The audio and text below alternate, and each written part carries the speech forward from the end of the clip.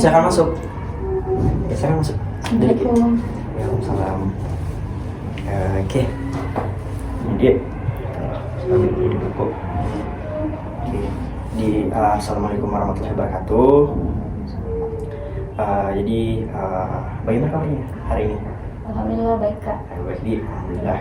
Oke. Jadi mungkin sebelum masuk ke dalam konseling atau inti dari permasalahan atau mungkin bisa perkenalan terlebih dahulu. Silakan sebutkan namanya, kemudian semester berapa dan program studi mana. Oke, mungkin bisa.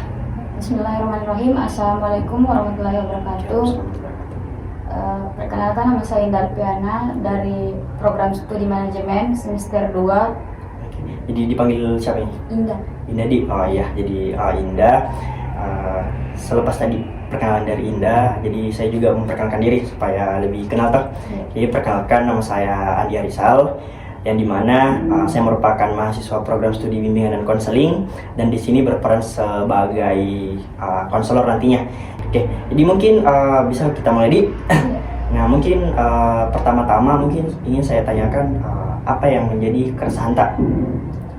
Sebenarnya tidak banyak jika yang pertama itu kan biasanya itu kalau di kelas kayak bisa dibilang tempat ternyaman itu kalau misalkan baku baik itu semua toh satu kelas, tapi kan tidak ditahu hatinya setiap manusia toh. Jadi pasti ada yang suka ada yang juga yang enggak, dan yang tidak suka itu biar bagaimanapun diperlakukan baik pasti akan tetap tidak suka Nah, keresahanku saya itu karena mereka itu yang tidak suka Kak, yang buat Kak jadi tertutup untuk berbaur dengan lingkungan kampus. Mungkin itu kita. Oke, jadi yang saya dapatnya di sini, jadi Ade Indah itu dikarenakan mungkin ada seseorang teman tak yang dulunya mungkin bisa dibilang tidak suka makanya itu yang membuat Ade Indah itu kurang nyaman di dalam kelas kan. Jadi entah itu gagal fokus atau merasa ketakutan yang dimana memang katanya orang itu kelas itu tempat ternyaman, tapi bagi Indah itu bisa dikatakan penjara karena bisa dikelilingi oleh orang-orang itu. Jadi kalau boleh tahu ini beberapa orang, banyak atau 1-2 aja? Sebenarnya bisa dibilang bukan bilang 1-2 karena ini yang nggak suka Kak circle Ji. Oh, jadi ini berawal dari teman saling menusuk ya? Ya kan memang itu ada juga memang pepatah yang bilang toh musuh terbesar itu adalah orang terdekat, karena dia yang lebih tahu tentang kita. Jadi benar sekali ya yang dikatakan Adinda bahwasanya kita juga tidak harus langsung mempercayai orang itu. Nah, untuk ini yang ingin saya tanyakan kepada Adinda, ini kejadiannya sudah lama? Awal masuk kampus. Jadi awal masuk kampus ya? Sampai semester 1. Oh, jadi pas maba mulai masuk langsung dipertemukan hal seperti itu. Jadi biasanya kalau semisal terganggu seperti itu, tiba-tiba bagaimana perasaannya maksudku? Apakah tiba-tiba rasa takut tak datang atau tiba-tiba menggigil kayak perilaku-perilaku yang terjadi kalau semisal tiba-tiba datang lagi kecemasan seperti itu? Kalau saya bahaya Kak, karena fatal. Justru ambil tindakan yang tidak seharusnya dilakukan, kayak semacam bunuh diri. Sejauh ini apakah ada sesuatu hal yang memberikan sisi positif kepada Dinda? Semisal sempat tiba-tiba ada senior yang menjadi penyemangat, atau orang tua yang menjadi penyemangat, atau dosen itu ada enggak? Pertama ini kampus, karena terlalu baik sekali ini kampus bagi saya. IMM sama HMPS sama rektor juga sama ibu toh. Jadi berarti di sisi lain ada masalah ini, tapi ada juga pasti ayah hikmahnya kan. Apakah kalau semisal terjadi seperti itu ada mungkin bagaimana cara untuk mengatasi hal itu? Semisal kan biasanya kalau semisal orang jadi kecemasan seperti itu, entah itu pergi healing atau belanja kah atau dengar musik, itu kalau Ade Indah sendiri itu bagaimana cara mengatasi? Baru ada juga alumni dari UMP yang mau ajak Kak pergi laut. Oh ya, jadi Ade Indah itu suka laut? Iya. Suka pantai atau laut? Iya. Pantai? Sama langit juga. Oh, langit. Sunset.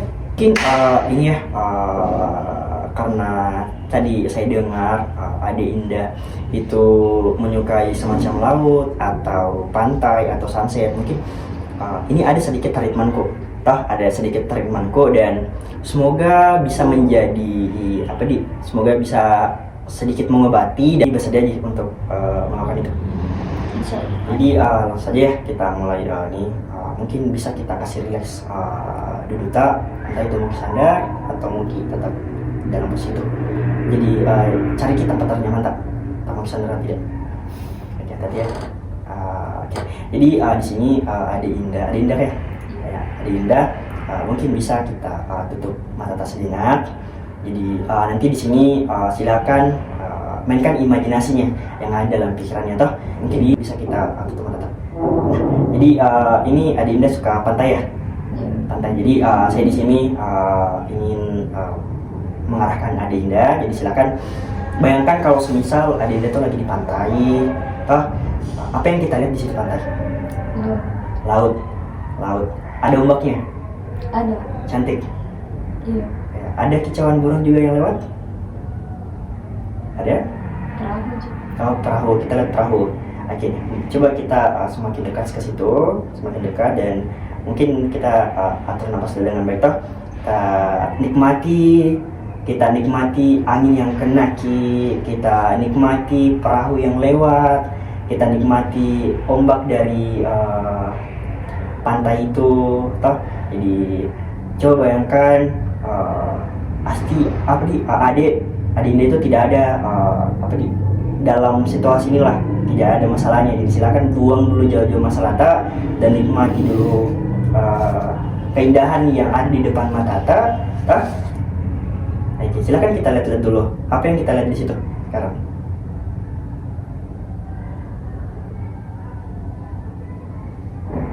Apa yang kita nikmati?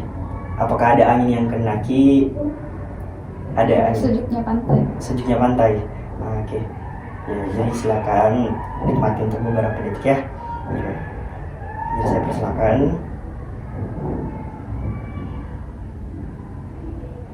Oke. Udah nyaman? Oke. Jadi mungkin Adik Indah bisa buka matanya kembali.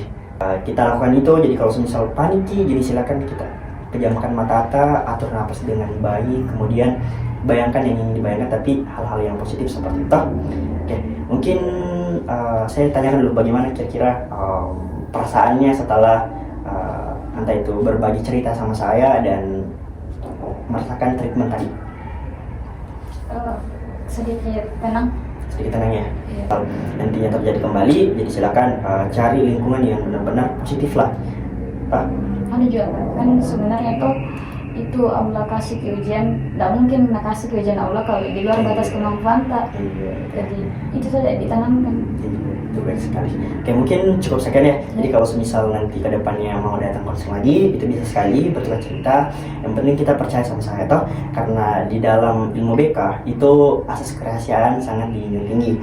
Jadi kalau semisal nanti datang curhat-curhat entah itu besok atau lusa yang ingin dicurhatkan, jengki malu jengki sukan-sukan, yang penting ada asas kesukarelaan yang datang kepada diri untuk datang ke konselor untuk menceritakan apa yang ingin diceritakan. Dan kembali lagi, konselor pastinya akan memberikan hal-hal yang terbaik dan semampu konselor untuk membantu dari permasalahan Anda. Mungkin cukup sekian di akhiri. Wassalamualaikum warahmatullahi wabarakatuh.